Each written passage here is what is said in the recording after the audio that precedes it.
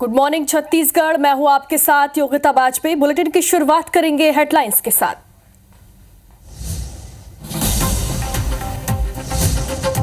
लोकसभा चुनाव में एनडीए 292, लेकिन बीजेपी को बहुमत नहीं। इंडिया को 233 और अन्य को 18 सीटें। नरेंद्र मोदी तीसरी बार बनेंगे प्रधानमंत्री।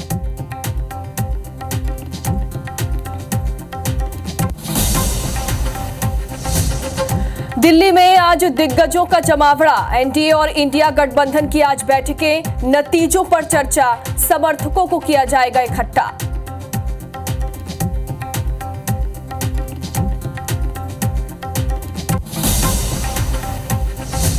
छत्तीसगढ़ में कांग्रेस को क्लीन स्वीप करने का बीजेपी नहीं तोड़ सकी मिथ। प्रदेश की 11 में से 10 सीटों पर खिला कमल। कोरबा लोकसभा सीट पर पंजा का कब्जा बरकरार।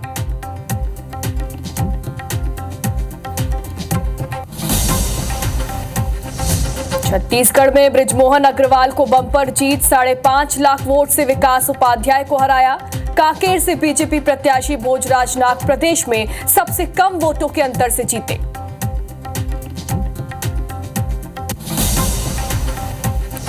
और पूर्व मुख्यमंत्री भूपेश बघेल के साथ 3 पूर्व मंत्री हारे लोकसभा चुनाव। कोरबा से बीजेपी की राष्ट्रीय उपाध्यक्ष सरोज पांडे चुनाव हारी।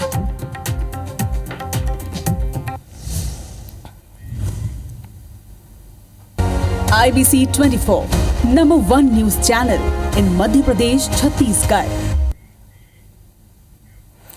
तो छत्तीसगढ़ में बीजेपी ने 11 में से 10 सीटों पर कब्जा कर लिया। और आपको बता दें कि कांग्रेस सिर्फ 1 सीट कोरबा ही जीत पाई है। यहां से कांग्रेस की ज्योत्सना महंत दूसरी बार सांसद बनी है। इस बार ज्योत्सना ने बीजेपी की सरोज पांडे को चुनाव हराया है। और इधर कांग्रेस के बड़े बड़े दिग्गज नेता भी चुनाव हार गए। पूर्व सीएम भूपेश बघेल, ताम्रध्वज साहू और शिव डहरिया के साथ ही साथ कवासी लखमा और देवेंद्र यादव भी चुनाव हार गए। तो देखिए, छत्तीसगढ़ में आपको बता दें कि 10 सीटों पर बीजेपी ने कब्जा किया, लेकिन 1 सीट जिस पर हमेशा से कांग्रेस का कब्जा बरकरार रहा है, ज्योत्सना महंत ने उस पर जीत काबिज की है। तो छत्तीसगढ़ में बीजेपी ने 10 सीटों पर कब्जा जमाया, शानदार जीत हासिल की है। छत्तीसगढ़ में कांग्रेस को सिर्फ 1 ही सीट मिली है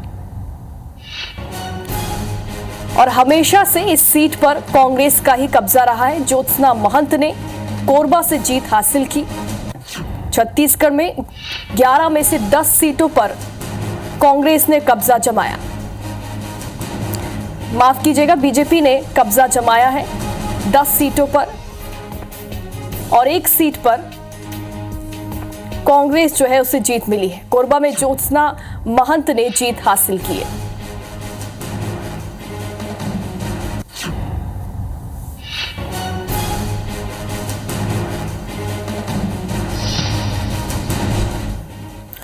और अब बात छत्तीसगढ़ की, जहां बीजेपी ने एक बार फिर कांग्रेस को एक तरफा शिकस्त दी है। कांग्रेस ने कई सीटों पर अपने दिग्गज नेताओं को मैदान में उतारकर बीजेपी को चुनौती दी, लेकिन नतीजे बीजेपी के पक्ष में रहे। 11 में से 10 सीट जीतकर बीजेपी ने छत्तीसगढ़ में अपना रिकॉर्ड बरकरार रखा।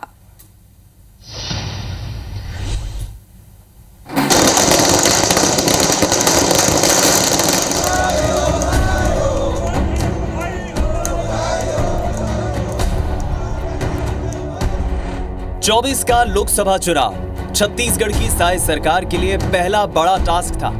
मोदी की गारंटी को आगे कर चुनावी मैदान में उतरी बीजेपी 2019 के मुकाबले 1 सीट ज्यादा जीती। हालांकि एक बार फिर क्लीन स्वीप करने से चूक गई। इस जनादेश पर सीएम विष्णुदेव साय ने कहा कि इंडिया गठबंधन के थोड़े बहुत झूठ का असर चल गया। वहीं प्रदेश अध्यक्ष ने भी जनता का आभार जताया। तो कांग्रेस ये कहती रही कि जनता ने बीजेपी और पीएम मोदी को नकार दिया। मैं छत्तीसगढ़ के समस्त देवतुल्य मतदाता भाई बहनों का आभार व्यक्त करना चाहूँगा। उनका धन्यवाद देना चाहूँगा कि उनका आशीर्वाद भारतीय जनता पार्टी को मिला। झूठ का सहारा लिए हमको लगता है कि थोड़ा बहुत इनके झूठ का असर चल गया। बहुत ही और अच्छे वातावरण में छत्तीसगढ़ के चुनाव भी हुए और चुनाव आयोग को भी धन्यवाद है, हमारे मतदाता भाई बहनों को भी धन्यवाद मैं अभी दे रहा हूँ। बिलासपुर के जनादेश का स्वागत करता हूँ, जनता का आभार करूँगा। जनता ने बहुत सारे मत दिए, खूब सारा वोट दिया है, बहुत आशीर्वाद इसने दिया है। और मैं जब जहाँ गया, जिस गांव में गया, जनता मेरे साथ चली, माताओं बहनों बुजुर्गों ने आशीर्वाद दिया। कोरबा के बाद छत्तीसगढ़ में जिस सीट की सबसे ज्यादा चर्चा रही वो राजनांदगांव सीट रही, जिसे जीतने के लिए कांग्रेस ने पूर्व सीएम भूपेश बघेल पर दांव खेला था, जो सफल नहीं हुआ। इसी तरह कांग्रेस सरकार में 3 पूर्व मंत्री रहे कवासी लखमा बस्तर से, ताम्रध्वज साहू महासमुंद से और शिव डहरिया जांजगीर चांपा से चुनाव हार गए। दुर्ग से बीजेपी के मौजूदा सांसद ने 2019 के मुकाबले बड़ी मार्जिन से चुनाव जीता। तो रायपुर में कैबिनेट मंत्री ब्रजमोहन अग्रवाल ने बीजेपी के इस मजबूत किले में कांग्रेस को सेंध लगाने नहीं दी। कोई वजह नहीं है, ये तो जनता अगर एक ही पार्टी हमेशा जीतती रहेगी तो लोकतंत्र कहाँ है? तो लोकतंत्र में ये परिवर्तन होते रहता है। विपक्षी जो भ्रम फैलाने की प्रयास कर रहे थे, जो कुछ भ्रांतियां वो लोगों के बीच में बांट रहे थे, उसके भ्रम में कुछ क्षेत्र के लोग आ गए और उसके कारण जो जनादेश मिलना था वो नहीं मिल पाया। लेकिन जब से छत्तीसगढ़ अलग राज्य बना है तब से यहाँ की 11 सीटों पर बीजेपी हमेशा कांग्रेस पर 20 साबित हुई है। इस बार वोट शेयर की बात करें तो बीजेपी को 52% से ज्यादा वोट मिले तो कांग्रेस को 41% वोट मिले। हालांकि बीजेपी 2014 के बाद पहली बार सभी ट्राइबल सीट जीतने में सफल रही। ऐसे में सीएम साय का कद जरूर बढ़ेगा। Election desk IBC 24।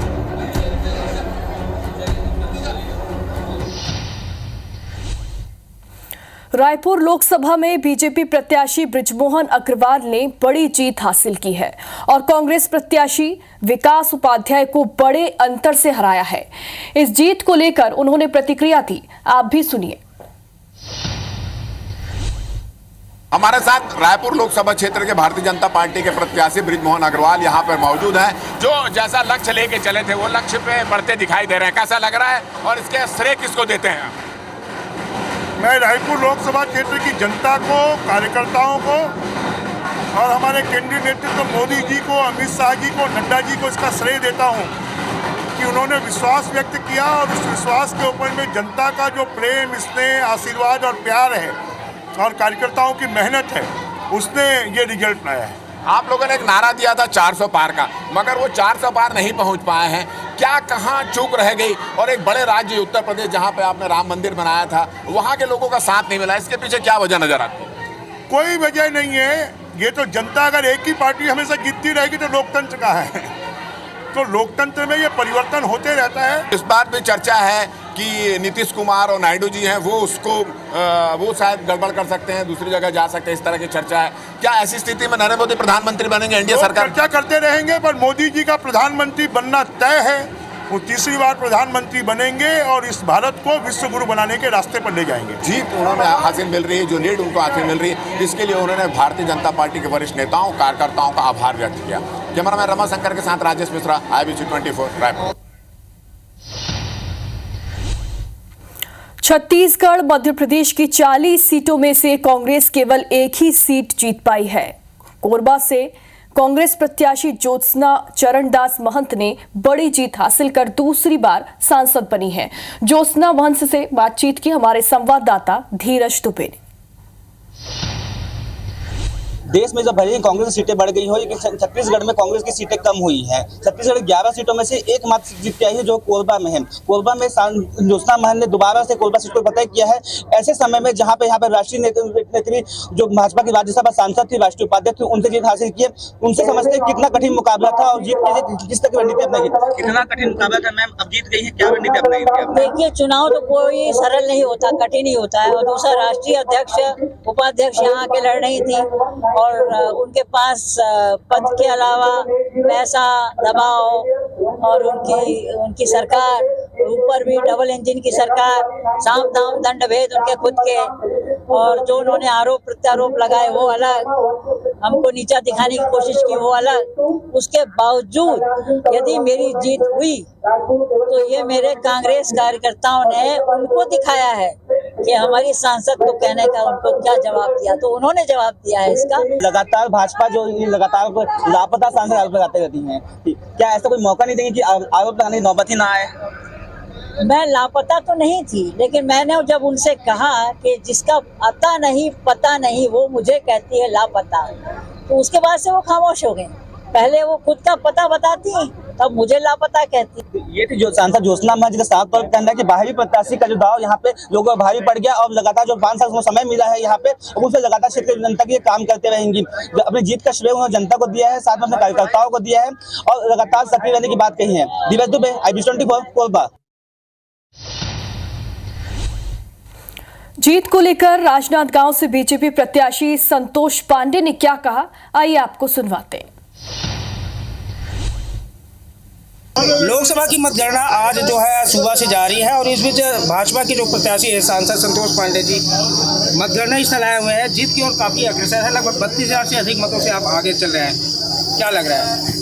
32,000 से अधिक मतों से आगे हैं और अभी कम से कम 10 राउंड की गिनती बची है यहाँ की। बड़ी चेहरा माना जा रहा था भूपेश बघेल को, लेकिन आखिरकार आप जो है उसको पटखनी देते नजर आ रहे हैं। इसका पूरा श्रेय किसको देना चाह रहे हैं आप जो है? क्या है, कई बार ऐसा दिखाते हैं बहुत बड़ा शटर रहेगा, शोकेस कांच का रहेगा, अंदर गोबर कुछ नहीं डब्बा।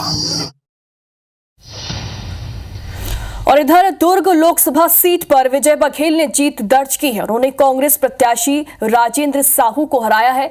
IBC24 से बात करते हुए सांसद विजय बघेल ने कहा कि जनता ने भरपूर प्यार दिया और वे फिर एक बार सबकी सेवा के लिए हाजिर हो चुके हैं। उन्होंने कार्यकर्ताओं का भी आभार जताया। सांसद जी दोबारा सांसद बनने जा रहे हैं या क्या? अब आंकड़े जनता जनार्दन का बहुत बहुत धन्यवाद है। उनका प्रेम, उनका स्नेह और ज्यादा प्रगाढ़ हुआ है। जन जन की सेवा के लिए एक बार फिर से मुझे उन्होंने अपना उत्तरदायित्व दिया है।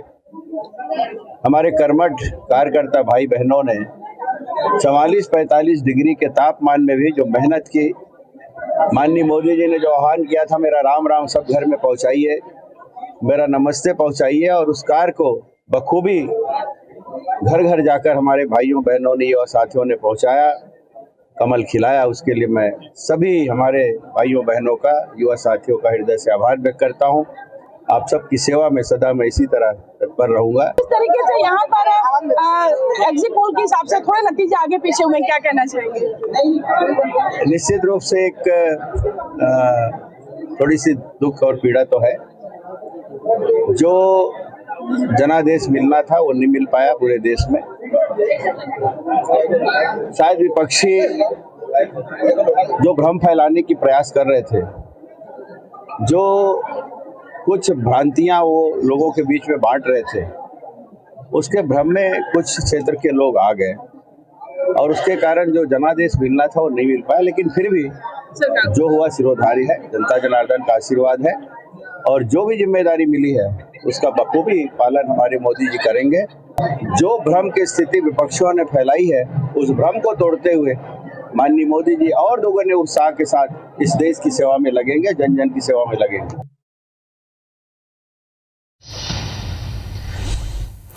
आम चुनाव में एनडीए को मिली जीत से बीजेपी खेमे में जश्न का माहौल है। छत्तीसगढ़ में भी बीजेपी ने 10 सीटें जीती हैं। प्रचंड जनादेश से गदगद भाजपाइयों ने क्या कहा है, आप भी सुनिए। समस्त देवतुल्य मतदाता भाई बहनों का आभार व्यक्त करना चाहूँगा, उनका धन्यवाद देना चाहूँगा कि उनका आशीर्वाद भारतीय जनता पार्टी को मिला। हमारे देश के यशस्वी प्रधानमंत्री श्री नरेंद्र मोदी जी को मिला। उनकी गारंटी पर छत्तीसगढ़ की जनता ने, यहाँ के मतदाता ने मोहर लगाया है। मैं रायपुर लोकसभा क्षेत्र की जनता को, कार्यकर्ताओं को और हमारे केंद्रीय नेतृत्व मोदी जी को, अमित शाह जी को, नड्डा जी को इसका श्रेय देता हूँ कि उन्होंने विश्वास व्यक्त किया और उस विश्वास के ऊपर में जनता का जो प्रेम, स्नेह, आशीर्वाद और प्यार है और कार्यकर्ताओं की मेहनत है, उसने ये रिजल्ट लाया है। रायगढ़ लोकसभा पूरे क्षेत्र की जनता जनार्दन का बड़ा आशीर्वाद भैया राधेश्याम राठिया जी को मिला है।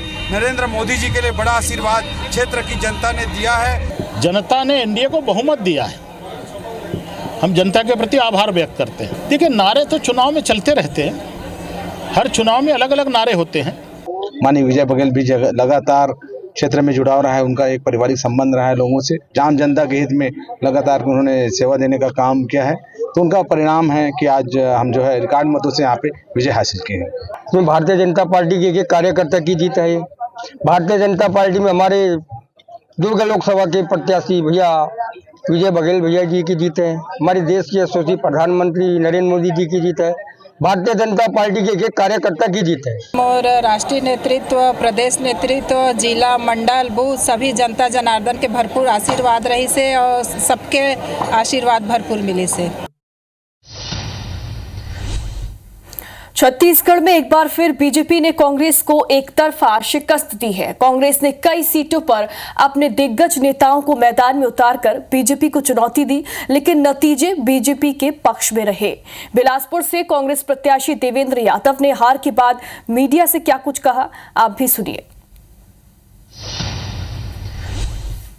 बिलासपुर के जनादेश का स्वागत करता हूं, जनता का आभार करूंगा। जनता ने बहुत सारे मत दिए हैं, खूब सारा वोट दिया है, बहुत आशीर्वाद इसने दिया है, सबका आभार। बीजेपी के प्रत्याशी तोकन साहू जी को भी मैं शुभकामनाएं दूंगा कि विधानसभा में हूं मैं और बिलासपुर के हितों की रक्षा हम विधानसभा में रहकर कर सकते हैं। यहाँ की युवाओं, माताओं, बहनों, वरिष्ठों की जो बातें रहेगी, उनकी जो भावनाएं रहेगी, उसको हम पूरी मजबूती से रखेंगे। पहली बार यहां किसी महिला को किसी पार्टी ने सांसद का टिकट दिया था और 1,40,000 वोटों से जीत दर्ज की। IBC 24 से खास बातचीत में रूप कुमारी चौधरी ने अपनी जीत का श्रेय पार्टी के उच्च नेताओं के साथ महासमुंद लोकसभा की जनता को भी दिया है। क्या कुछ उन्होंने कहा है, आप भी सुनिए। महासमुंद लोकसभा में पहली बार किसी दल ने एक महिला को अपना प्रत्याशी बनाया था और आज उनकी ऐतिहासिक जीत पे सबसे पहले तो मैं IBC 24 की तरफ से मैडम आपको बधाई देता हूँ। बहुत बहुत धन्यवाद आपका। आप इस जीत का श्रेय आप किसे देना चाहते हैं? इस जीत का श्रेय सबसे पहले तो महासमुंद लोकसभा के पूरी जनता जनार्दन को देना चाहती हूँ, जिन्होंने भारतीय जनता पार्टी के प्रत्याशी के ऊपर भरोसा किया और अपना भरपूर आशीर्वाद प्रदान किया। साथ में देश के यशस्वी प्रधानमंत्री मोदी जी, माननीय अमित शाह जी, माननीय JP नड्डा जी, हमारे यशस्वी माननीय मुख्यमंत्री महोदय, हमारे प्रदेश के अध्यक्ष महोदय, हमारे जिले के और इस लोकसभा की पूरी टीम ने बहुत ही निष्ठा के साथ जो काम किया, जो कार्य योजनाओं को नीचे तक पहुंचाया और भारतीय जनता पार्टी के ऊपर पूरी जनता ने भरोसा व्यक्त किया और आज जिसका नतीजा आपने रिजल्ट के रूप में देखा है। मैम, किसी भी पार्टी ने पहली बार महासमुंद लोकसभा में महिला के ऊपर भरोसा जताया है और मतदान के बाद भी यह देखा गया है कि महिला काफ़ी संख्या में वोट दी है। तो हम आपसे ये जानना चाह रहे हैं कि महिलाओं के लिए विशेष क्या रहेगा? महिलाओं के लिए आपने विशेष देखा, विधानसभा चुनाव में ही हमने महिलाओं के लिए महतारी वंदन योजना लागू की और उनके खाते में 1,000 रुपये हमने बहुत कम समय में देना प्रारंभ किया। उसके अतिरिक्त सिर्फ पैसे देने वाली बात नहीं है, उसके अतिरिक्त हमारी जो गांव में काम करने वाली समूह की महिलाएं हैं, उनको देश के प्रधानमंत्री मोदी जी लखपति दीदी बनाने के लिए कार्य कर रहे हैं। स्वरोजगार उनका अपने खुद का हो, उनको इंडिपेंडेंट करने के लिए और जितनी भी चीज़ें हैं महिलाओं के लिए, राशन कार्ड, महिलाओं के नाम पे आवास, महिलाओं के नाम से, तो भारतीय जनता पार्टी की ही सरकार ऐसा सरकार है जो महिलाओं की प्राथमिकता को समझती है। ये थी रूप कुमारी चौधरी जी, जो महासमुंद लोकसभा के नवनिर्वाचित सांसद हुई हैं। अपनी जीत का श्रेय अपने पार्टी और प्रमुख नेताओं को दे रही हैं और पहली प्राथमिकता यहाँ के प्रमुख कार्यों को दिया जा रहा है। धनंजय त्रिपाठी, IBC 24 महासमुंद। तो वहीं छत्तीसगढ़ के नतीजों पर महेश कश्यप ने क्या कहा, ये भी सुनिए। हमारे साथ महेश कश्यप हैं और बस्तर लोकसभा सीट भारतीय जनता पार्टी की तरफ से उन्होंने जीती है। जीत के बाद बहुत बहुत बधाई आपको महेश जी। कैसा रहा मुकाबला और कौन सी वो बात थी जिसकी वजह से लगता है आपने कवासी लखमा को हराया? देखिए, बात तो बहुत सी है। हमारे मोदी जी, पहला तो हमारे मोदी जी की गारंटी और पहला हमारे यहाँ के मतदाताओं की जागरूकता और मतदाताओं का को मैं बहुत धन्यवाद ज्ञापित कर आभार व्यक्त करता हूँ। उनके सूझबूझ के कारण हमको भारतीय जनता पार्टी की तरफ से मुझे एक सामान्य गरीब किसान का बेटा को प्रत्याशी बनाया गया था, इसलिए उन्होंने भारी बहुमत से मुझे जीता है और आने वाले समय में हमारे मोदी जी की गारंटी के साथ जो यहाँ के लोगों को मूलभूत सुविधाओं का अधिकार वंचित है वो पूरा करना हमारा पहला प्राथमिकता होगा। आने वाले समय में जो आप कह रहे हैं कि इन मुद्दों को लेकर के जाएंगे, कुछ तैयारी है इसको लेकर? कोई ऐसा ड्रीम प्रोजेक्ट है बस्तर को लेकर, क्योंकि छत्तीसगढ़ में सरकार भी है आप लोगों की? जी, अभी इसके बाद हम लोग बस्तर के क्षेत्रों में घूमेंगे, लोगों से पूछेंगे, ऐसे बहुत सारे रेल का सुविधा हो, स्वास्थ्य की दृष्टि से क्षेत्र में हो, शिक्षा क्षेत्र में। और जी हमारे साथ महेश कश्यप जी हैं और आपने सुना जीत के बाद उन्होंने कहा कि आने वाले समय में बहुत सारे मुद्दों पर काम किया जाएगा।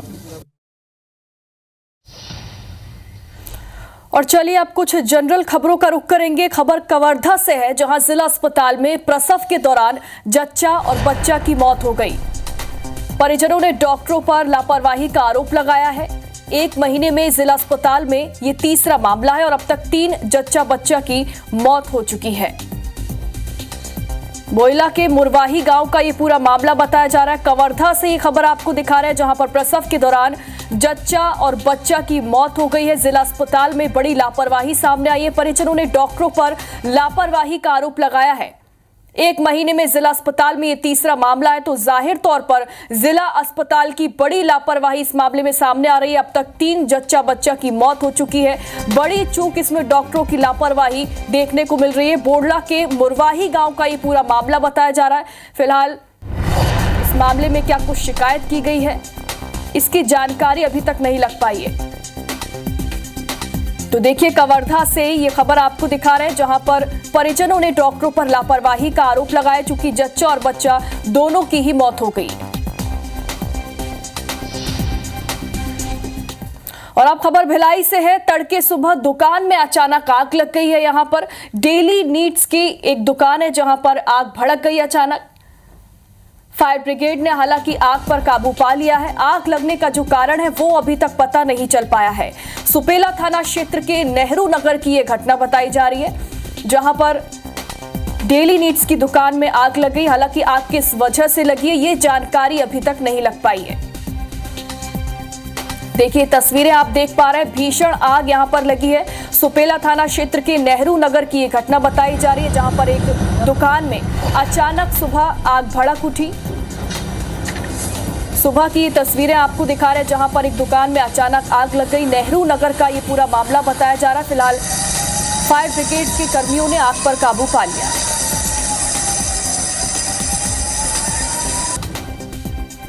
और अब छत्तीसगढ़ के मौसम का हाल भी आपको बता देते हैं। छत्तीसगढ़ में भीषण गर्मी का प्रकोप थोड़ा सा कम होना शुरू हो चुका है। आपको बता दें कि अगले 5 दिनों तक अंधड़ चलने का अनुमान है। दिन का पारा भी 43 डिग्री से नीचे रहेगा। और रायपुर में आज दिन भर बादल छाए रहेंगे, यानी कि सुहावना मौसम रहेगा। हल्की बारिश होने का अनुमान भी जताया जा रहा है। देर रात जोरदार बारिश हुई थी, जिसकी वजह से आज सुबह से ही मौसम जो है वो सुहावना बना हुआ है और इसी की वजह से तापमान में भी गिरावट दर्ज की गई है। और आज भी हल्की बारिश होने का अनुमान जताया जा रहा है। तो छत्तीसगढ़ में आखिरकार भीषण गर्मी के प्रकोप से लोगों को राहत मिलना अब शुरू हो गई और अगले 5 दिनों तक अंधड़ चलने का भी अनुमान है। और इसी के साथ इस बुलेटिन में फिलहाल इतना ही, लेकिन तमाम खबरों से अपडेट रहने के लिए आप देखते रहिए IBC 24। नमस्कार।